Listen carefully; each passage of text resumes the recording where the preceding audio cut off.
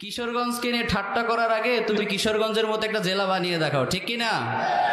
কিশোরগঞ্জে হাওর অঞ্চল আছে বলে কিশোরগঞ্জের লোক কিন্তু খ্যাত না, বরং বাংলাদেশের ইতিহাসে একজন ব্যক্তি রয়েছেন যিনি পরপর দুইবার রাষ্ট্রপতি হয়েছেন, তিনি কিন্তু এই কিশোরগঞ্জের সন্তান, ঠিক কি না? কিশোরগঞ্জকে নিয়ে ঠাট্টা করো মিয়া, কিশোরগঞ্জে 3 জন রাষ্ট্রপতি আছে, তোমার জেলায় কয়টা আছে? তোমার জেলায় কয়টা আছে?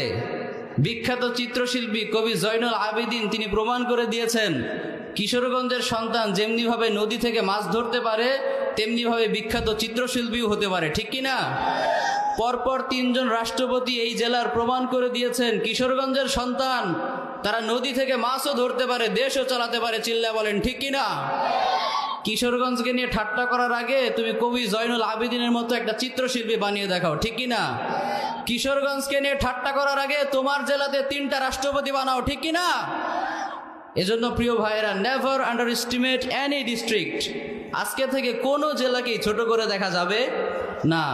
এটা ঠিক যে এই জেলাতে এমন অনেক কিছু নাই যেটা অন্য জেলাতে আছে, আবার এটাও ঠিক যে অন্য জেলাতে এমন অনেক কিছুই নাই যেটা এই জেলাতে আছে, ঠিক কি না? Everyone is important according to their own company.